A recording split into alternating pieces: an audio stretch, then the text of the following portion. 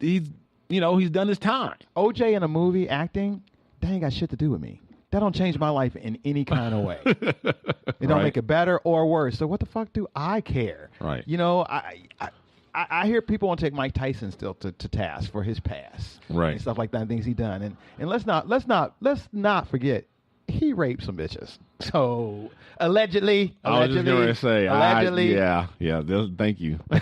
Even though you don't have to say that since he actually went to jail for it, you don't have to say allegedly. But I was just going to say, OJ did that shit. He didn't do that shit. Yeah, so I'm just saying that, people still try to take him to task for it, and Mike will get mad about it. And I'm like, I don't know why you go up against Mike, but I'm saying, like, let it go. Right. Let it go. Let it go. If it ain't got nothing to do with you, just step back before you get punched in the face. Yeah. Oh, I hate to do this, but I kind of got to go backtrack.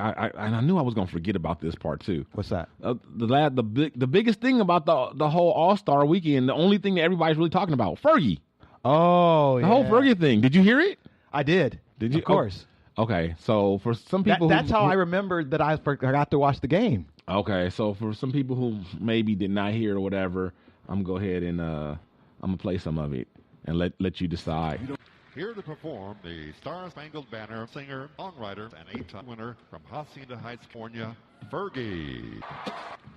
Oh, say, can you see by the dawn's early light what so proudly wave at the twilight's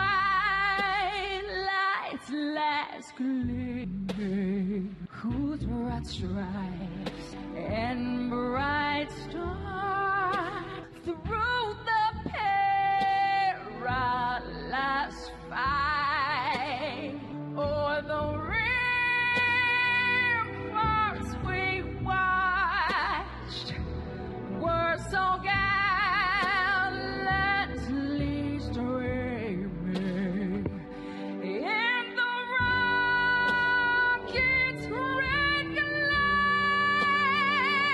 the bombs bursting in air gave proof through the night that a flag was still there. Oh, say, does that star-spangled banner yet wave o'er the land of the free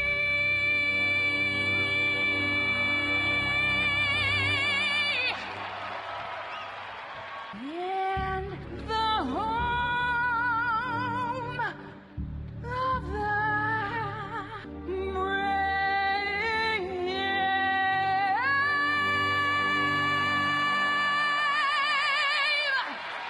Let's play some basketball!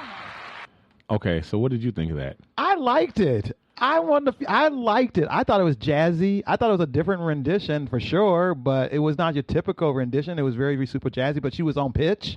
Her vocals were like really strong. I don't think it was bad either. I mean, yeah, she took a risk. She did something different, which can't blame her for that. No. And maybe you didn't care for it or whatever, but it wasn't horrible. Right. I mean, it wasn't. Marvin Gaye did something different. Whitney did something different. It wasn't what the internet is making it out to be, but that's the internet, I guess. I don't know. It just. I feel bad that how they made her feel, and she felt she had to apologize. Yeah, she apologized. Like, what? Like I it feel wasn't bad like for her. Roseanne when Roseanne did it at the World Series. It wasn't like that. Whatever that game was at the baseball game, she did it. Oh my God! I don't know. I feel bad for her. I feel bad for when they came from Mariah a couple years ago at New Year's Eve and a couple other things. I feel bad because anytime you do anything long enough and you in the public sight, in the public, you're not gonna always have great days. If you do anything long enough and you're around long enough, and you're not gonna have. I think social media is not helpful here either. It's not. Too, because in the old days, before that poison got to your ear that made you catty and turn on people, You know what I mean? It took a while. It took that one poisonous friend on the school bus later, and then all of a sudden everybody's like, "Oh yeah, I didn't like it." You know, now it's instantaneous. Yeah. People put poison out immediately, no matter what it is. Yeah. I ain't even watched the Olympics, but I'm sure somebody's been hate tweeting the Olympics for all the games until last night when it ended. They even hate tweeted the closing ceremonies. And there was a bunch of followers that were right behind them. Yeah. So, I'm all love. I don't know. So I don't get it, but you know, I get that you may not like it, but I don't get that it was that horrible and that where she needed to apologize and all that kind of stuff. Me either. I actually tweeted to her. I told her I thought it was great. Well, it was jazzy. It was fun. I ain't mad at you. And let me ask you this while we're talking about Fergie real quick. I know, you know, well, let me just, how do you think Fergie looks? What in what way? You mean just like, as a woman, like she's pretty. She's a good-looking woman. She kind of. I mean, I think there's a type of woman that looks like her. I don't think she's unique in her looks, but I think she's an attractive woman. There's a comedian, Daniel Tosh is his name. Unless I'm getting him mixed up with somebody Tosh else. 2.0? Mm-hmm. Okay. Yeah, I'm pretty sure it was him. It might have been another guy that I get him confused with sometimes. I'm pretty sure it was Daniel Tosh. But he has this bit, whatever, and he kind of goes in on Fergie, whatever, and he calls her ugly. And I'm like, you think Fergie's ugly? I'm like, I think Fergie's hot. Tight. I think Fergie's hot, even though she's a little older now, and she doesn't look as good as she did when she was at her prime. But like, who does? No, she's a mother, and right. Nobody looks exactly. Nobody looks like they did in their prime. That's why it's called your prime. Yeah, I love me some Ricky Martin, but he don't look as good as he did in Shebang. Right. And so even now, I still think she's hot. Yeah, like Fergie's hot. She could get it. I'm just saying. Yeah. But and I was like, wow, he thinks Fergie's ugly? Yeah, like, and her ex-husband she pulled was pretty smoking hot himself. Like she picked I never heard that before. I'm like, wow, what? And it's like I wonder if he's alone in that opinion, or like I never really had a discussion with anybody about it. So I just assumed everybody thought she was hot like I did. I think she's attractive. I think she's very attractive. Yeah. So Blake Griffin being sued for palimony. Yeah. Speaking of slam dunk contest, right? Oh, that shit. So Blake Griffin's baby mama and ex-girlfriend of like 10 years, they say that he basically just dumped her for Kylie Jenner. Was it Kylie or Kendall? I don't know. I think it's Kylie. So they were together 10 years. That was my question. Like, were they really together long enough for her to say that? Well, see, this is my and I got feelings about this. I got so many feelings about this. The first thing is she's suing for palimony only, which means to me that he's taking care of his kid. Okay. Right. So, or else the first thing that would be on there would be child support. Right. Right. She's not suing for child support, which means she's getting that, and we know that. So she just wants a cut. She's. That's what it sounds like to me. Yeah. It's not like she wants to pay back, but she says that she gave up, which is, you know. It happens sometimes, but okay. Okay, go ahead. Anyway, what'd she give up? Her career? Her career. She didn't say career in what. Okay, but first of all, I'm going to call some bullshit on her right off. Because if they've been together 10 years, and I think about his career in the NBA, which almost matches that, almost. Right. Just, it's not like, you were there when he was in high school, and then you sat there through all the college years, and then all through. But my thing is, even if you did give up your job, you've been well taken care of for all these 10 years. Why does it mean that because you gave up your job that you are entitled to be taken care of the rest of your life? I think you are if you gave up your life to support this other person's, like if you were an integral part of this person's success. Right. Which, of course, she is saying that she was. She's saying she did PR for him. She she mentioned a bunch of stuff that sounds like an actor instead of a athlete. Well, he does act. She said he does. What's he acting? He took like improv class and he did a lot of commercials and stuff like that. That's all. Okay. He was a Kia guy for a long time. Yeah, I think he still might be the Kia guy, but that's an endorsement through the NBA. That don't have nothing to do with his acting skills. Right, but I don't think it has nothing to do with like a public relations. He's really. I'm not saying she's right, but he actually really is like legit funny and a good improviser and a comedic guy, and he trained. Okay, but I don't think he don't need a publicist to get that done.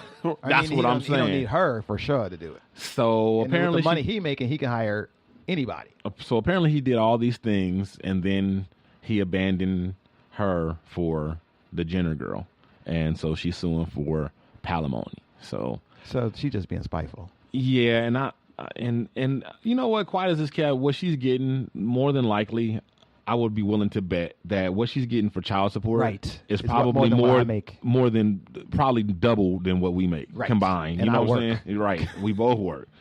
Yeah. So and then some. Right. You know what I'm saying? Yes. So yes. Yeah. Because when you're rich like that, and they say like, oh well, your child needs $30,000 a month for food. Right. Yes, they do. Because rich people's children eat gold coins for breakfast. Gold coins for breakfast. But then there'll always be something dumb like $10,000 a month for education. Yeah. Right. That's crazy. So, yeah, that's going on. I don't mean to be that way because I don't want to sound like I'm anti-woman or something like that. I'm not anti-woman, but just because some women deserve it and some women did get the short end of the stick, I feel like there's a lot of other women who are just skating by off of what other women did. Mm-hmm. You know what I mean? And I don't think I just don't feel like just because, okay, let's say for the sake of argument, you did give up something, but for 10 years, you've been getting it very good. So why does it automatically have to go on for the rest of your life? Like you said, Pip, it is different if maybe she put him through school, or like where he became a lawyer or something, and she put him through law school or whatever. That's a different story. You know what I'm saying? You hear success stories about some CEO who started a company, and in those early years, the wife was the secretary and the bookkeeper and everything before he could afford a staff. And then when he got established, he said, "You stay home. I'm going to take care of everything from now on to pay you back for what you've done." Then it didn't work out. Right. She's owed money. Yeah, she's own a piece of the company. Yeah. Let's just be real. Yeah.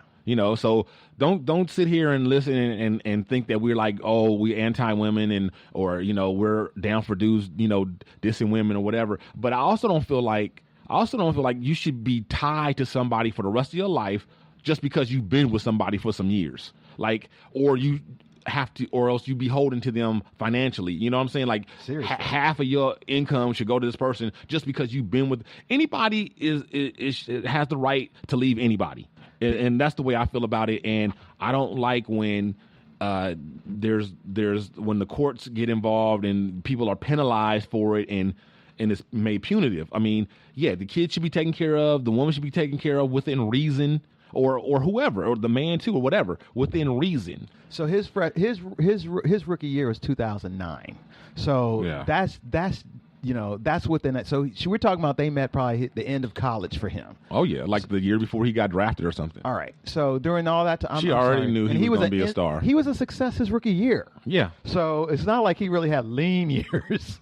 You know what I mean? He never had any lean. Yeah, years. lean. I think a lean year for Blake Griffin probably. I think when back then. His rookie year, he probably made like, I don't know, $500,000 or something. Oh, poor thing.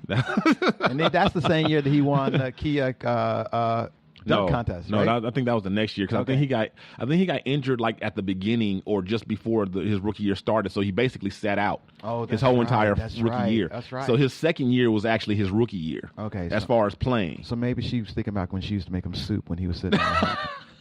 Remember all that soup I made you? He used to prop his foot up. You yellow bastard. Oh my God. So yeah, she's coming for him. She's coming for you, Blake. Yeah. So vagina wigs are an actual thing in 2018. That's a good segue. Vagina wigs.